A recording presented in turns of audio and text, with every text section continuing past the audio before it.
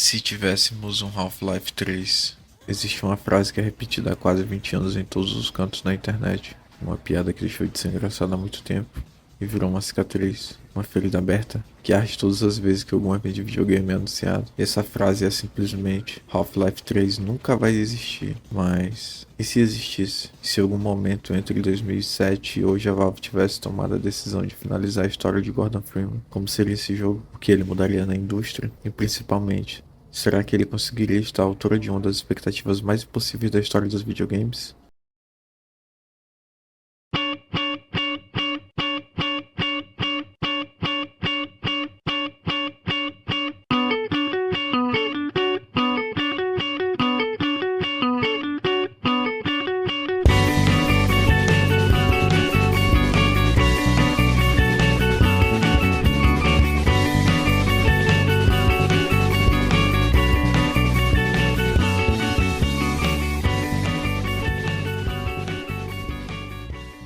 Tudo começa em novembro de 1998, quando um pequeno estúdio fundado por ex-funcionários da Microsoft lançou um jogo de tiro em primeira pessoa que mudaria tudo. A Valve Corporation, liderada por Gabe Newell e Mike Hamilton, apresentou ao mundo Half-Life, um FPS que não usava cutscenes, que contava sua história através da jogabilidade, e que tratava o jogador como inteligente o suficiente para entender o que estava acontecendo sem pausar a ação a cada 5 minutos para explicar tudo mastigadinho. O protagonista era Gordon Freeman, um físico teórico que causava acidentalmente uma invasão alienígena na instalação de pesquisa onde trabalhava. E o mais importante, Gordon nunca falava uma palavra sequer. Você era Gordon, não assistia a história dele, você vivia a história dele. O jogo foi um sucesso absoluto, vendeu milhões de cópias, ganhou dezenas de prêmios como o jogo do ano, e mais importante, uma comunidade de modders que transformava a indústria. Do código e das ferramentas de Half-Life nasceram Counter-Strike, Team Fortress Classic e dezenas de outros mods que se tornaram fenômenos por si mesmos. A Valve não tinha apenas criado um jogo, tinha criado um ecossistema.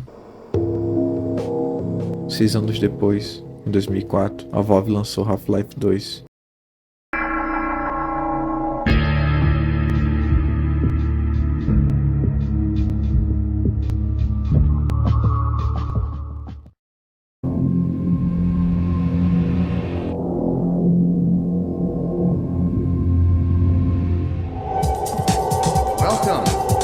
Welcome to City 17.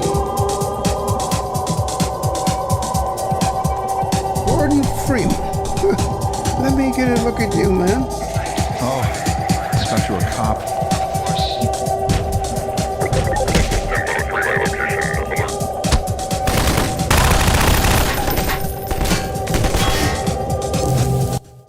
E se o primeiro jogo tinha mudado o gênero, o segundo revolucionou completamente. Usando a nova engine Source, desenvolvida do zero pela própria Valve, Half-Life 2 introduziu física realista através do motor Havok. Pela primeira vez em um FPS mainstream, você poderia interagir praticamente com tudo no cenário, pegar objetos, empilhá-los para alcançar lugares altos, usar uma porta de carro como escudo e principalmente usar a Graft Gun, uma arma que permitia manipular objetos pesados e transformá-los em projéteis letais. Era revolucionário, era visceral, era absolutamente viciante e divertido. Mas Half-Life 2 não era apenas sobre mecânicas inovadoras. A narrativa tinha dado um salto gigantesco.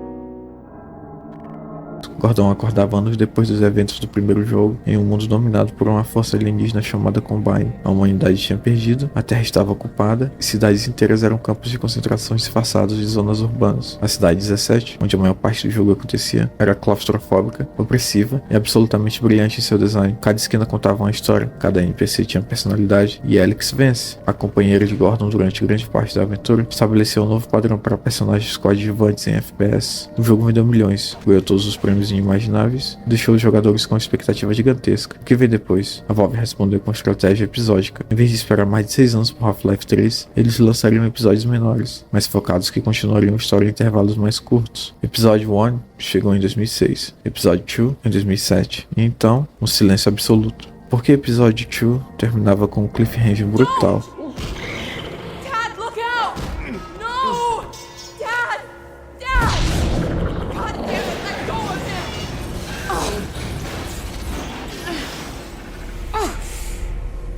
Oh my god! I love you, sweetheart. Close your eyes, honey. I love you, Dad! Don't look. No! Oh my god, no! No! Gordon!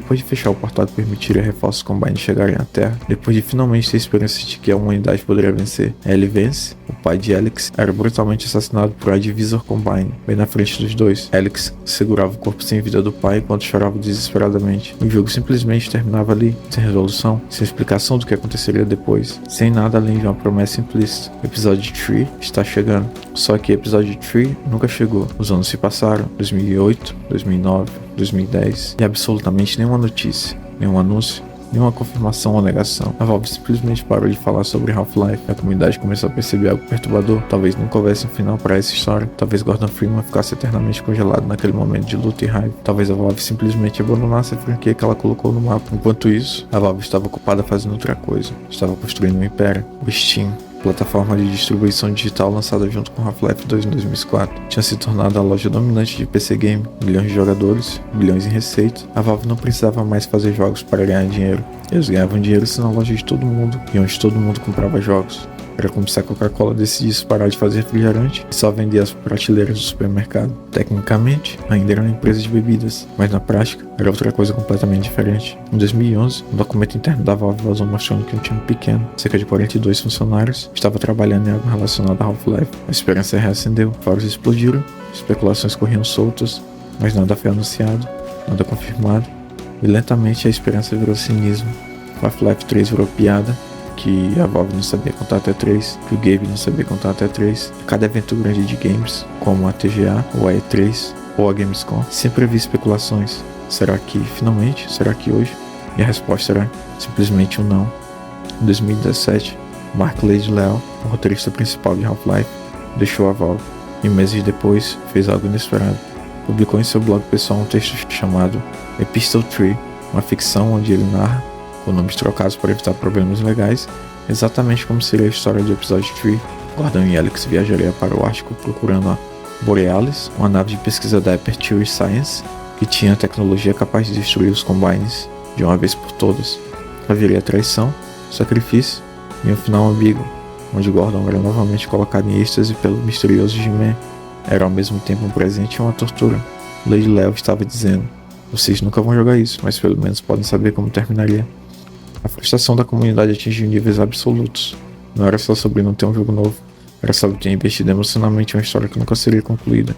Era como ler uma trilogia de livros onde o autor simplesmente decidisse não escrever o último volume, onde todos os mistérios, todas as perguntas, todos os ganchos narrativos ficavam eternamente sem resposta. E o pior, sabendo que o autor tem capacidade, recurso, talento e até chegou a escrever rascunhos do último volume e simplesmente escolheu não fazer. Mas, e se ele tivesse feito? E se em algum momento dessa linha do tempo a Valve decidisse que sim, Half-Life merecia um final? Vamos imaginar esse cenário. Vou especular com base nos vazamentos, nas declarações dos desenvolvedores e no que saberemos sobre a Valve como seria Half-Life 3.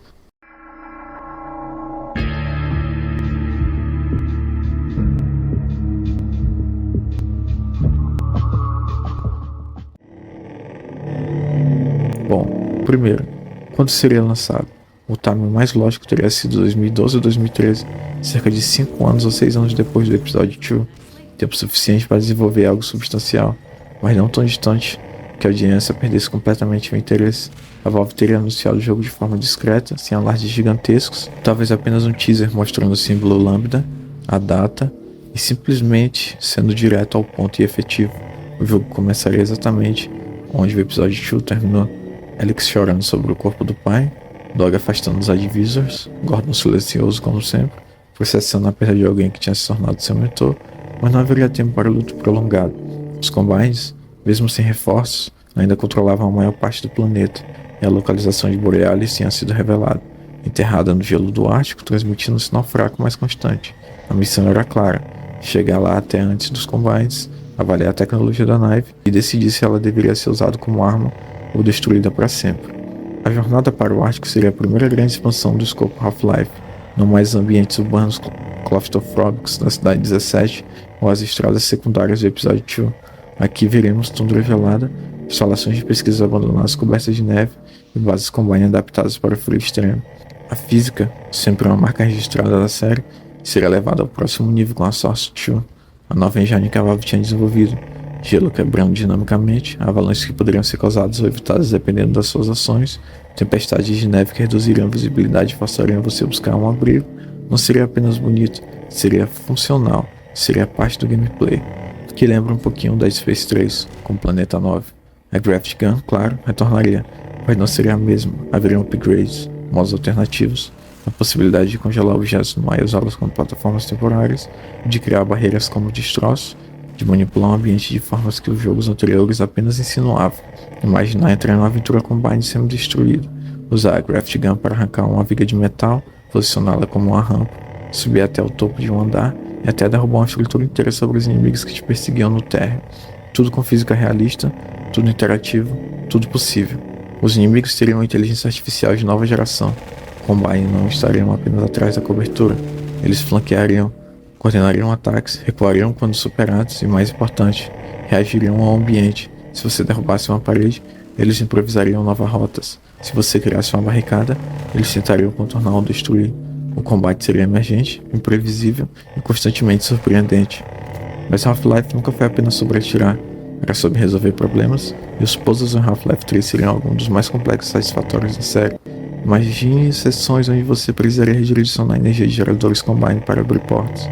Mas cada gerador alimenta múltiplos sistemas e desativar um pode causar consequências inesperadas, similar ao que o Portal explorou, permitindo andar em paredes e tetos para alcançar áreas inacessíveis normalmente. Uma intersecção entre combate e puzzle seria fluida. Você poderia resolver um puzzle para evitar inimigos, usar inimigos para resolver um puzzle, manipulando onde eles se posicionam. E então, claro, teríamos a Borealis. A nave estaria parcialmente enterrada em um glaciar. Sua estrutura estaria parcialmente fundida com o gelo através de décadas de exposição, e entrar nela seria como explorar um túmulo congelado de tecnologia proibida. Os laboratórios da Aperture Science, sempre caracterizados por sua estética retrofuturística e seus experimentos questionáveis, estariam preservados em criogenia acidental. Você encontraria as anotações de cientistas escrevendo experimentos com teletransporte, manipulação dimensional e tecnologia que poderiam apagar a matéria da existência. Mas haveria um problema. A tecnologia da Borealis não poderia simplesmente ser ligada e usada. Ela era instável, perigosa, possivelmente pior do que os Combines que deveriam combater. Aqui é onde a narrativa chegaria ao seu ponto crucial. Usar uma nave como arma é arriscado. Destruir o planeta no processo, destruí-lo e perder potencialmente a única chance de derrotar definitivamente os Combines. Não haveria resposta certa. Pela primeira vez na série, o jogo te forçaria a ter múltiplas decisões de escolha. Se você escolher usar a arma, haveria uma consequência espetacular onde a tecnologia da Borealis seria ativada, criando um pulso dimensional que atravessaria o planeta inteiro, desentregando instalações Combine, desconectando as divisas de suas mentes coletivas e efetivamente cortando qualquer possibilidade de invasão futura. A humanidade venceria, mas o custo seria visível. Parte do planeta simplesmente desapareceriam, apagados da existência. Cidades inteiras sumiriam do mapa. Milhões morreriam com dano colateral. Você teria salvado a humanidade ao custo de uma cicatriz permanente na Terra. Se você escolhesse destruir a nave, Gordon e Alex teriam que escapar enquanto o reator entrava em colapso, criando uma sequência de ação frenética através de sua estrutura desmoronando ao seu redor, gelo rachando e explosões em cadeia. Você escaparia por pouco. A Borealis desapareceria em uma explosão que iluminaria o Ártico por quilômetros, e a ameaça de tecnologia proibida estaria neutralizada. Mas os Combines ainda estariam na Terra, a guerra não estaria vencida, apenas postergada. Em ambos os casos, o final convergiria no mesmo ponto. Jimmy apareceria, esse personagem enigmático, que salvou Gordon desde o início, que colocou Alex em sua dívida após salvá-la da morte certa no episódio 2, e finalmente revelaria seu jogo. Ele não trabalha para o Combine, não trabalha para a humanidade, trabalha para entidades além da nossa compreensão, e Gordon era simplesmente uma ferramenta, um agente que criava as condições necessárias para seus empregadores misteriosos alcançarem seus objetivos. Com a situação na Terra resolvida, de uma forma ou de outra, Jimmy não precisava mais de Gordon, não nesse ponto, pelo menos. Mas e Alex? Alex ainda era útil? E aqui viria o twister final. Jimmy ofereceria a Gordon uma escolha final. Ele poderia voltar para a êxtase, ser armazenado para uso futuro quando necessário, e Alex seria levado como novo agente. Ou ela poderia resistir, tentar lutar, mas sabendo que Jimmy é essencialmente uma impotente dentro do universo de Half-Life, seria inútil. A escolha não seria sobre o resultado, seria sobre como Gordon aceitaria seu destino. Se Gordon aceitasse pacificamente, ele teria um momento final com Alex, sem palavras, porque Gordon nunca fala, mas através de linguagem corporal, através do olhar, ele entenderia. Ele estaria confiante nela para continuar a luta, para ser forte, para honrar a memória do pai e de todas as pessoas que sacrificaram tudo pela humanidade. Então a tela escureceria e Gordon estaria em uma êxtase novamente, congelado no tempo, esperando o próximo momento em que fosse necessário.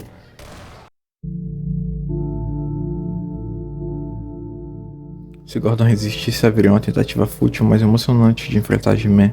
Ele usaria todas as armas à disposição, toda a criatividade, tentaria manipular o ambiente com a Graft Gun, mas nada funcionaria. He-Man simplesmente pararia o tempo, caminharia até Gordon, ajustaria a gravata com aquele sorriso enigmático e diria algo como: "Eu aprecio a determinação, Sr. Freeman, mas alguns empregos não estão abertos para renegociação", e forçaria Gordon para a êxtase de alguma forma.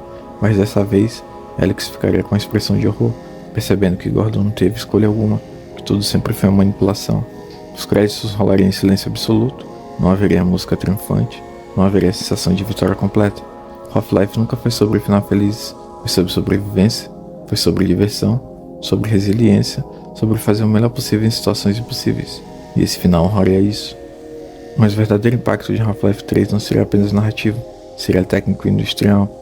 A Source 2 Engine, demonstrada em toda sua glória, estabeleceria novos padrões visuais e físicos. Outros desenvolvedores estudariam o que a Valve criou e tentariam replicar.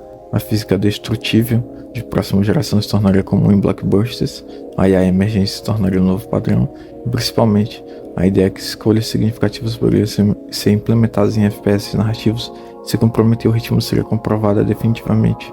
Financeiramente, o jogo seria um sucesso absoluto. Venderia dezenas de milhões de cópias nos primeiros meses, quebrariam recordes no Steam e mostraria que sim, single player FPS ainda eram viáveis comercialmente quando feitos com excelência e paixão. Isso encorajaria outros estúdios a investir mais no gênero, potencialmente criando uma nova era dourada de FPS narrativos. Mas talvez o impacto mais importante seria cultural.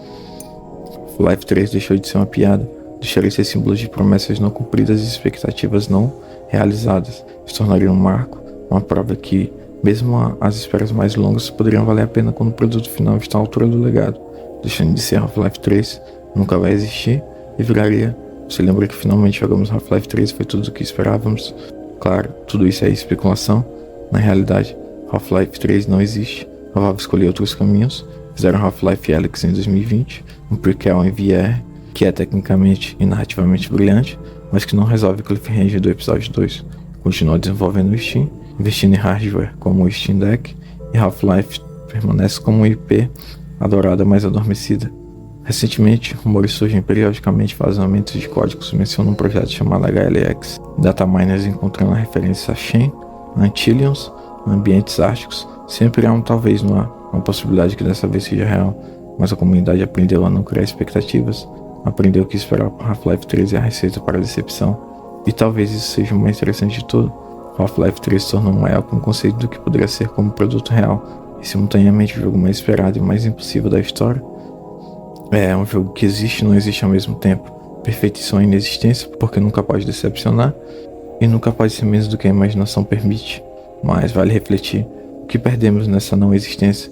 Perdemos o fechamento de uma história que marcou uma geração, perdemos inovações técnicas que poderiam ter empurrado a indústria para frente, perdemos a chance de ver a Valve, quando ainda era primariamente uma desenvolvedora de jogos, criar uma última obra-prima, e perdemos a oportunidade de transformar o meme cínico em uma memória feliz. Porque no final, jogos não são apenas produtos, são experiências compartilhadas, momentos culturais, e Half-Life sempre foi mais do que só atirar em aliens com uma crowbar. Foi sobre uma revolução no mundo dos jogos, mas quando isso não acontece, nos resta imaginar, especular e pensar em algum universo paralelo onde a Valve tomou decisões diferentes, onde Gabe Newell decidiu que sim, fechar a história com Gordon Freeman era importante. Half-Life 3 existe. Até lá, Gordon Freeman permanece em êxtase, Alex continua segurando o corpo do pai, nós continuamos esperando por um final que talvez nunca chegue.